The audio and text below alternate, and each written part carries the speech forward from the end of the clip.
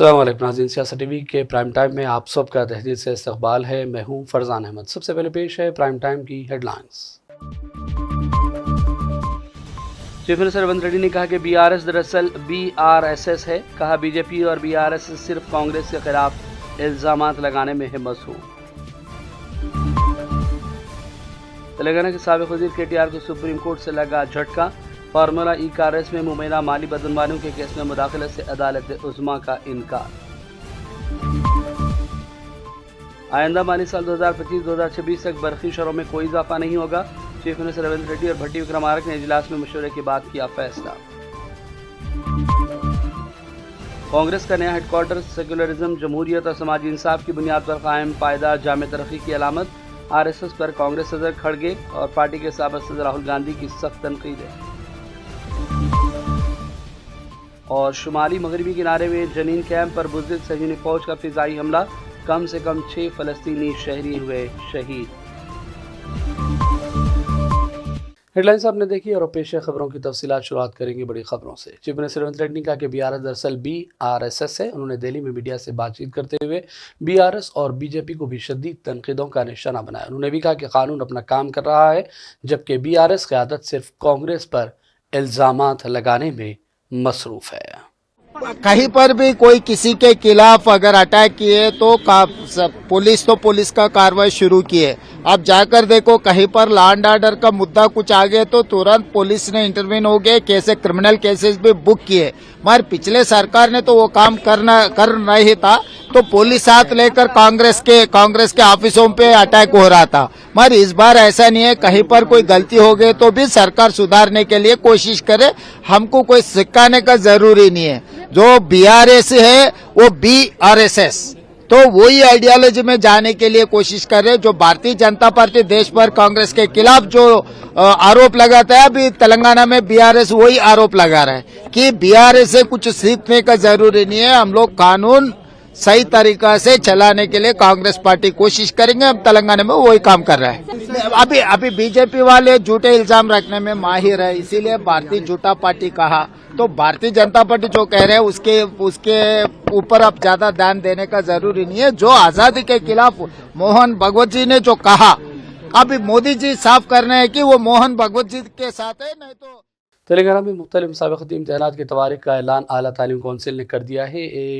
EAP set 29 April سے ہوگا۔ 29 اور 30 اپریل کو EAP سیٹ زراعت اور فارمیسی کے امتحانات منعقد کیے جائیں گے۔ 2 تا 5 مئی تک EAP سیٹ انجینئرنگ کے امتحانات کا انعقاد عمل میں لایا جائے گا، جبکہ 12 مئی کو سیٹ، 1 جون کو ایڈ سیٹ، 6 جون کو لا سیٹ، PGL سیٹ اور 8 اور 9 جون کو آئی سیٹ کے امتحانات منعقد ہونے والے ہیں۔ 16 سے 19 جون تک PGE سیٹ کے امتحانات منعقد کیے جائیں گے۔ HMDA شہر حیدرآباد میں مختلف بنیادی ڈھانچے بنانے کے منصوبوں کے لیے فنڈ اکٹھا کر رہا ہے، جس میں میر عالم ٹینک پر کیبل برج بنانے کا منصوبہ بھی تیار کیا جا رہا ہے۔ شہری منصوبہ بندی کے ذریعے 18 مہینے میں 20,000 کروڑ روپے کے ذریعے ترقیاتی کام انجام دینے کا منصوبہ تیار ہوگا۔ HMDA منصوبے کے تحت اگلے 4 مہینوں میں 5,000 کروڑ روپے جمع کرنے کا ارادہ ہے۔ HMDA نے میر عالم ٹینک پر ایک کیبل برج کے لیے منصوبے کی تیاریوں کا آغاز کیا ہے۔ چیف منسٹر ریونت ریڈی نے بھی میر عالم ٹینک پر کیبل برج کا اعلان کیا۔ اس کے علاوہ شہر بھر میں کئی بنیادی ڈھانچوں کی شروعات کے لیے بھی منصوبے تیار ہو رہے ہیں، جس میں شہر میں ٹریفک مسائل کو کم کرنے کا منصوبہ بھی اہم ترین منصوبوں کے تحت شامل رکھا گیا ہے۔ تلنگانہ کے سابق وزیر KTR کو سپریم کورٹ سے جھٹکا لگا، کیونکہ فارمولا ای کارز میں مبینہ مالی بے ضابطگیوں سے متعلق معاملے میں ان کی درخواست کو سپریم کورٹ نے خارج کر دیا۔ عدالت عظمیٰ نے کہا کہ اس معاملے میں وہ مداخلت نہیں کرے گی۔ اینٹی کرپشن بیورو کی جانب سے درج کیے گئے کیس کو کالعدم کرنے کے لیے KTR نے حال ہی میں تلنگانہ ہائی کورٹ میں بھی درخواست دائر کی تھی، لیکن ہائی کورٹ نے اس درخواست کو ٹھکرا دیا۔ اس کے بعد انہوں نے 8 جنوری کو سپریم کورٹ کا دروازہ کھٹکھٹایا اور ہائی کورٹ کے حکم کو چیلنج کرتے ہوئے درخواست دی تھی۔ KTR کی درخواست جسٹس بیلا ایم تریویدی اور جسٹس پرسنا کی بینچ نے سماعت کی۔ واضح ہے کہ تلنگانہ حکومت اور ACB نے پہلے ہی سپریم کورٹ میں کیوٹ درخواست دائر کر رکھی ہے۔ تلنگانہ حکومت نے آئندہ مالی سال تک برقی شرحوں میں اضافے کے لیے الیکٹریسٹی ڈسٹریبیوشن کمپنی اور ڈسکام کی تجویز کو مسترد کر دیا۔ اس طرح آئندہ مالی سال 2025-2026 تک بھی برقی شرح میں کوئی اضافہ نہیں کیا جائے گا۔ ساتھ ہی حکومت نے ڈسکام سے برقی شرح میں اضافے کے بغیر تجاویز کی AAR سالانہ revenue report state electricity regulatory authority commission کو روانہ کرنے کی ہدایت دی۔ اس دوران ڈسکامز کے عہدیداروں نے کہا کہ وہ AR رپورٹ اور برقی شرح کی تجاویز ARC کو اندرون ایک ہفتہ پیش کریں گے تاکہ موجودہ برقی شرح آئندہ سال تک برقرار رکھی جا سکے۔ اس دوران ریونت ریڈی نے ڈپٹی چیف منسٹر بھٹی کرامارک کے ساتھ منعقد ایک جائزہ اجلاس میں عہدیداروں نے ڈسکامز کی نقصانات کی تفصیلات انہیں پیش کی۔ بتایا کہ نقصانات کی پابجائی کے لیے برقی شرح میں اضافہ ضروری ہے، لیکن اگر گھریلو استعمال کی برقی شرح میں اضافہ نہیں کیا گیا تو کم سے کم صنعتی، تجارتی اور دیگر زمرے کے برقی شرح میں اضافے کی اجازت دی جائے۔ چیف منسٹر اور ڈپٹی چیف منسٹر نے واضح طور پر عہدیداروں کو بتایا کہ موجودہ حالات میں برقی شرح میں اضافے کی اجازت وہ نہیں دیں گے۔ زکوٰۃ سینٹر انڈیا کے 2 روزہ ورکشاپ کے اختتام پر آج ذمہ داران کی جانب سے پریس کانفرنس کا اہتمام کیا گیا۔ اس موقع پر زکوٰۃ سینٹر کی کارکردگی، زکوٰۃ کی اہمیت، اس کے فوائد اور دیگر امور پر تفصیلی روشنی ڈالی گئی۔ اس موقع پر ذمہ داران جماعت اسلامی ڈاکٹر محی الدین غازی، انجینئر امین الحسن، تنویر الحق اور انجینئر عبدالجبار صدیقی بھی موجود تھے۔ آئیے دیکھتے ہیں پریس کانفرنس کے چند اہم بیانات۔ عزیز دوستو، میرے لیے خوشی کی بات ہے کہ میڈیا کے ساتھی یہاں پر آئے ہیں اور زکوٰۃ سینٹر انڈیا کے ضمن میں آپ جو کچھ لوگوں کے سامنے پیش کریں گے اس سے انشاءاللہ اس مہم اور اس کام کا بھی فائدہ ہوگا اور قوم کا بہت بڑا فائدہ ہوگا۔ ہم لوگ جانتے ہیں کہ انڈیا میں جو ہے مسلمانوں کی جو معاشی صورتحال ہے وہ دن بدن گرتے جا رہی ہے۔ تو لیبر پارٹیسپیشن کا جو ریشو ہو رہا ہے کہ مارکیٹ سے مسلمان مارکیٹ چھوڑ کر جا رہا ہے اور بہت سارے ایسے لوگ ہیں جن کو روزگار نہیں مل رہا ہے۔ تو اب ایسے اور پھر ایسا کوئی ادارہ نہیں ہے جو اس طرح کے لوگوں کی سپورٹ کر سکے مسلسل۔ تو زکوٰۃ ایک ایسا ٹول ہے جو اللہ تعالیٰ نے اہل ایمان کو دیا ہے اور یہ ایسا آزمودہ نسخہ ہے کہ دنیا میں بارہا اس کا تجربہ کیا گیا اور بارہا اس کو سکسیس ملا ہے۔ تو ہم اس طرح کے جو مستحق غریب مسلمان ہیں ان کو اپنی روزگار چلانے کے لیے فری ورکنگ کیپٹل دیتے ہیں، ایسا ورکنگ کیپٹل جو ریفنڈ کرنے کی ضرورت نہیں اسے، تو پیسہ لیں، کام کریں اور اجرت وہ کما لیں۔ تو یہ ایک بڑا ٹول ہے جو زکوٰۃ کے ضمن میں اب تک ہندوستان میں وجود میں نہیں آیا۔ اب تک کا جو طریقہ ہے کہ کنزمپٹیو زکوٰۃ دیتے ہیں کہ پیسہ لو، بریانی کھاؤ اور پھر نیکسٹ ریڈی ہو جاؤ لائن میں ٹھہرنے کے لیے۔ تو یہ لائن سسٹم کو کٹ کرنے کے لیے ضروری ہے کہ آپ پیسہ اتنا دیں کہ وہ مارکیٹ میں آ کر کچھ کاروبار کر سکیں۔ تو یہ زکوٰۃ سینٹر کا سب سے جو پنچ لائن ہے کہ آج کا زکوٰۃ لینے والا کل کا زکوٰۃ دینے والا بن جائے۔ تو اس مہم کے تحت 3 سال سے یہ کام ہو رہا ہے۔ تو آج بھی جب دین کو، پورے دین کو قائم کرنے کی بات ہے تو اس میں زکوٰۃ کے ستون کو قائم کرنا جو ہے یہ ایک بہت بڑا چیلنج ہے۔ تو اس میں اہل ثروت تک پہنچنا، ان کو یہ بتانا کہ بھئی یہ دین کا اسی طرح سے اہم ستون ہے جس طرح سے نماز اہم ستون ہے، اور مسلمان ہونے کے لیے جس طرح نماز پڑھنا ضروری ہے اس طرح زکوٰۃ دینا ضروری ہے۔ تو اہل ثروت کو پہلے تو یہ بتانا ضروری ہے کہ یہ دین کا ستون ہے اور یہ ضروری ہے۔ دوسرے نمبر پہ پھر ان کو زکوٰۃ کے سلسلے میں زکوٰۃ کے جو بنیادی احکام ہیں وہ بھی ان کو بتانا ہوں گے کہ زکوٰۃ کیسے کیلکولیٹ کریں، کن چیزوں پر زکوٰۃ ہوتی ہے، کن چیزوں پر زکوٰۃ نہیں ہوتی ہے۔ ظاہر ہے کہ ہر چیز پہ زکوٰۃ نہیں ہوتی ہے، تو کن چیزوں پر زکوٰۃ ہوتی ہے، کچھ چیزوں پر زکوٰۃ نہیں ہوتی ہے۔ ایسٹس ہوتے ہیں، لائبلٹیز ہوتی ہیں، اس میں پھر زکوٰۃ جو دینا ہے وہ نکالنا ہوتا ہے، اس کا ایک کیلکولیشن ہوتا ہے۔ تو اس کے سلسلے میں بھی اہل ثروت کو باخبر کرنا ضروری ہے تاکہ وہ اپنی زکوٰۃ کا صحیح کیلکولیشن کر سکے۔ تو ہمارا جو منصوبہ ہے اس میں یہ باتیں شامل ہیں۔ ایک تو یہ بات شامل ہے کہ لوگ اہل ثروت کو توجہ دلائی جائے، نمبر 1 زکوٰۃ دینے پر، نمبر 2 زکوٰۃ کو اجتماعی طریقے سے دینے پر تاکہ اس کا صحیح نتیجہ سامنے آئے، جو مطلوبہ نتیجہ ہے، اور نمبر 3 زکوٰۃ کے جو بنیادی احکام ہیں اور کیلکولیشن کے جو بنیادی اصول ہیں وہ ان کو سکھانے کا ہے۔ تو یہ سارے منصوبے زکوٰۃ سینٹر انڈیا کے مطلب طویل المدت جو منصوبے ہیں اس میں شامل ہیں۔ تو امید کرتے ہیں کہ اگر یہ جس طرح سے ہم آگے بڑھ رہے ہیں، ابھی بھی ہماری کوشش یہ ہوتی ہے کہ مختلف بڑے شہروں میں جہاں ہماری یونٹیں ہیں وہ سال میں ایک بڑا پروگرام کریں، اس میں اہل ثروت کو بلائیں اور وہاں پر ان کے سامنے زکوٰۃ کے سلسلے میں ان کو بیدار کرنے اور آگاہ کرنے کی کوشش کی جائے۔ تو الحمدللہ یہ کوششیں جاری ہیں۔ تو ہمارا فوکس صرف اس پر نہیں ہے کہ زکوٰۃ وصول کرنا ہے، زکوٰۃ تقسیم کرنا ہے، بلکہ زکوٰۃ کے سلسلے میں بڑے پیمانے پر بیداری لانا یہ بھی ہمارے پیش نظر ہے کہ جس طرح سے نماز کے سلسلے میں امت میں تحریکیں چلی ہیں، اسی طرح سے زکوٰۃ کے سلسلے میں بھی امت میں تحریکیں چلی۔ زکوٰۃ سینٹر انڈیا کی طرف سے 2 دن کا ورکشاپ یہاں حیدرآباد میں جاری ہے، آج اس کا کنکلوڈنگ ڈے ہے۔ زکوٰۃ سینٹر انڈیا امت کی طرف سے قائم کردہ ایک آرگنائزیشن ہے، NGO ہے، جو زکوٰۃ کے موضوع پر کام کر رہی ہے۔ یہ بنیادی فلسفہ اس کے پیچھے یہ ہے کہ زکوٰۃ اسلام کی اہم عبادتوں میں سے ہے، 3rd پلر ہے، اور اللہ کا احسان ہے کہ امت مسلمہ ایک بڑی تعداد میں زکوٰۃ نکالتی ہے۔ لیکن زکوٰۃ کا جو اصل طریقہ ہمیں سکھایا گیا ہے اس کا اجتماعی نظم ہے، اس کا collective system of collection and disbursement. تو وہ امت میں اس کا فقدان تھا، اس کی کمی ہے، وہ مسنگ ایلیمنٹ تھا۔ تو زکوٰۃ سینٹر انڈیا کا یہ طریقہ ہے کہ بعض شہروں میں اس کی یونٹ بناتے ہیں ہم۔ اس وقت ہندوستان میں 22 سٹیز میں ہماری یونٹس ہیں۔ وہاں امت کے جو سرکردہ لوگ ہیں، لیڈرز ہیں، پروفیشنلز ہیں، انفلوئنسرز ہیں، ان کی ایک کمیٹی ہوتی ہے، وہاں سے وہ زکوٰۃ جمع کرتے ہیں اور وہیں اسی شہر میں وہ زکوٰۃ ڈسپرس کرتے ہیں۔ زکوٰۃ کا فلسفہ یہ ہے کہ زکوٰۃ سے پاک کرنا، پاک سے مراد یہ ہمارے اسکالرز نے بتایا ہے کہ امت کو غربت کی لعنت سے پاک کرنا۔ تو اس وقت ہم پاورٹی کے لائن سے بھی نیچے ہیں، کافی بڑی تعداد میں امت مسلمہ کے لوگ اکنامکلی ایمپاورڈ نہیں ہیں، تو اکنامک ایمپاورمنٹ ہے، اس کے ذریعے سے کرنا ہم چاہتے ہیں زکوٰۃ کے اس اجتماعی نظم سے، سسٹم سے۔ ہمیں چاہتے ہیں کہ غربت سے لوگوں کو نکالا جائے اور سیلف ریلائنٹ بنایا جائے۔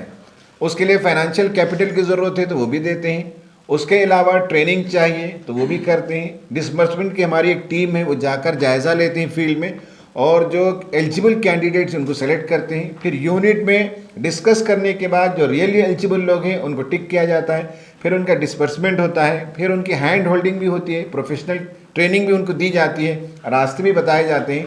تو الحمدللہ اس وقت پورے ہندوستان میں یہ ہمارا 3را سال جو گزرا ہے، تو اس میں more than 10,000 بینیفیشریز ہیں۔ صرف اس سال میں ایئر 24-25 میں ہم نے 4,000 لوگوں کی مدد کی ہے، اور ہمارا جو 60% کام ہے وہ اکنامک ایمپاورمنٹ ہے۔ لائیولیہوڈ میں ہم 60% خرچ کرتے ہیں۔ حیدرآباد کی مشہور صنعتی نمائش میں عوام کا جوش و خروش قابل دید ہے۔ سنکرانتی کی تعطیل کے دن صرف کل یعنی منگل کو 73,000 افراد نے نمائش کا مشاہدہ کیا۔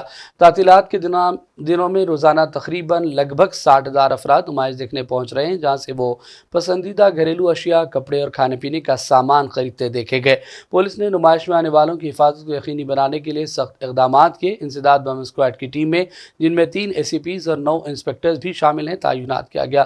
اس نمائش میں کشمیر سے کنیا کماری تک کے تاجر اپنے اسٹال لگا رہے ہیں۔ یہاں لگائے گئے اسٹال سے ہونے والی آمدنی 18 تعلیمی اداروں پر خرچ کی جاتی ہے، جو نمائش سوسائٹی کی جانب سے چلائے جاتے ہیں۔ ہمارے نمائندے محمد یوسف کی اطلاعات کے مطابق خواتین اور لڑکیوں کی سلامتی کو یقینی بنانے کے لیے شی ٹیموں کو بطور خاص تعینات کیا گیا ہے اور سلامتی کو یقینی بنانے کے لیے بھرپور اقدامات کیے گئے ہیں۔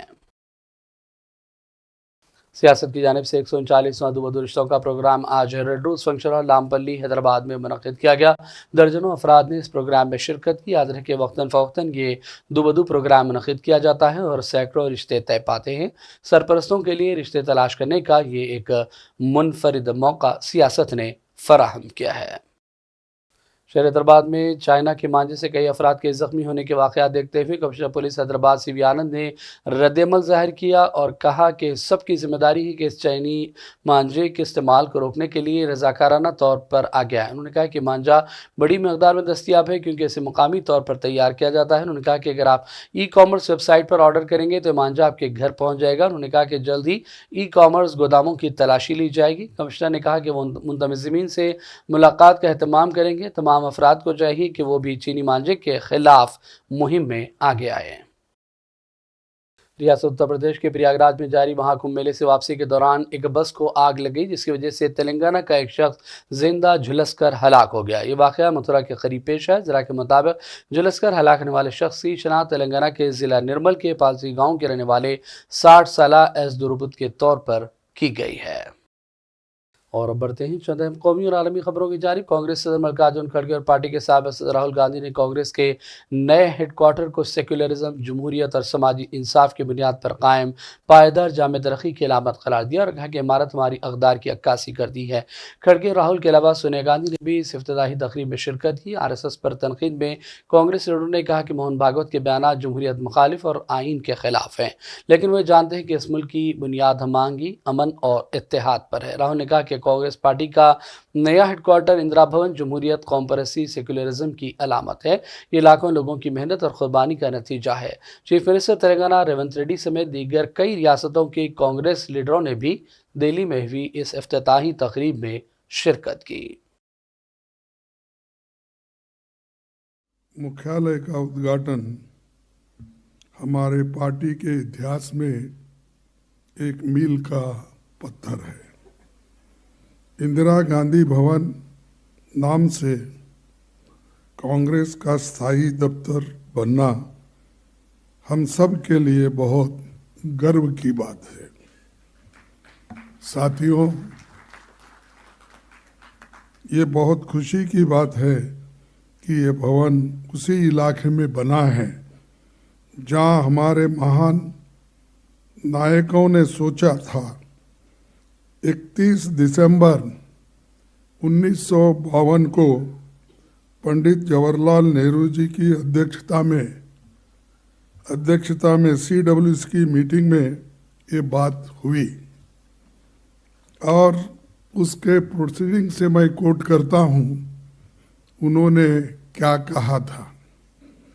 The committee considered the question of the purchase of the site for the AICC office building.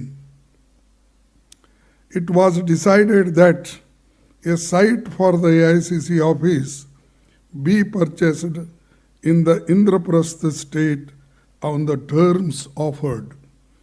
यानी उस दिन की आवाज़ थी कि इसी एरिया में कांग्रेस ऑफिस बने और ये निर्णय उस वक्त जब जवाहरलाल नेहरू जी के घर में CWC की मीटिंग हुई उसमें ये उनका इरादा था। तो मुझे खुशी है कि नेहरू जी की ख्वाहिश आज श्रीमती सोनिया गांधी जी ने पूरी की।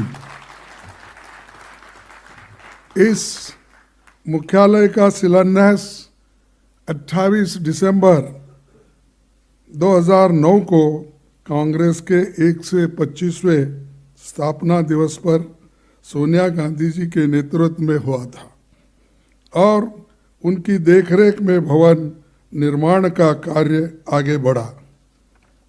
इसीलिए सोनिया जी से हमने अनुरोध किया कि आप उद्घाटन करें और आप यहाँ पधारे। इसी के लिए मैं आपको बहुत बहुत धन्यवाद देता हूँ और मैं आपका आभारी हूँ। There is the idea of a centralized knowledge, of a centralized understanding. Mohan Bhagwat has the audacity to inform the nation every 2 or 3 days what he thinks about the independent movement, what he thinks about the constitution. In fact, what he has said yesterday is treason, because it is stating that the constitution is invalid, it is stating that everything, the fight against the British was invalid, and he has the audacity to say this publicly. In any other country, he would be arrested and tried. That is the fact, right?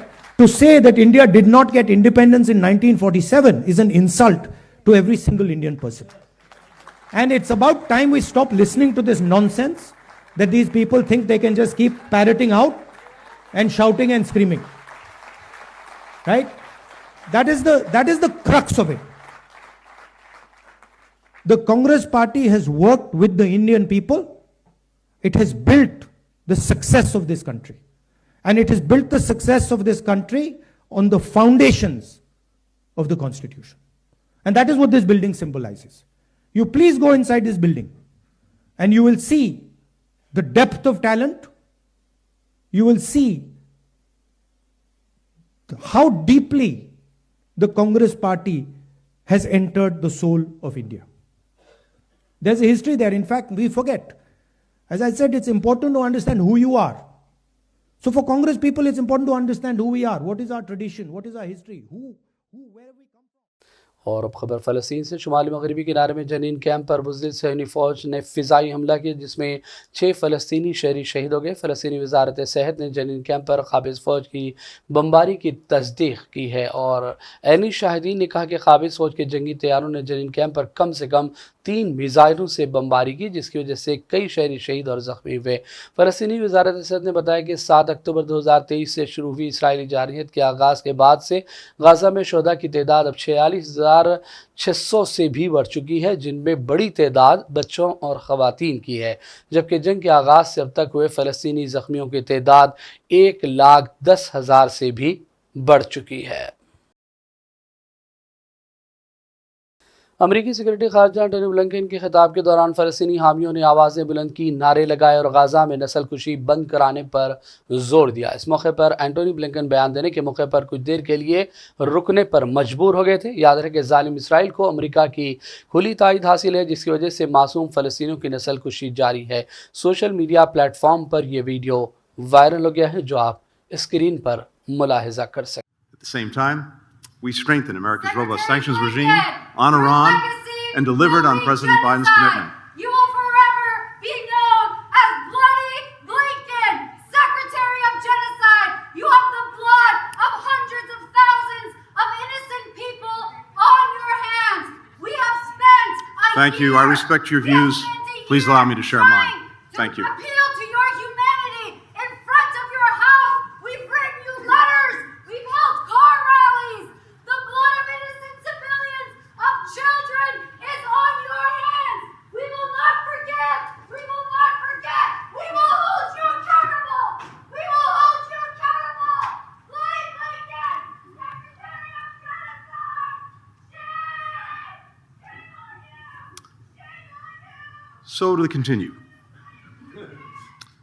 At the same time, we strengthened America's robust sanctions regime.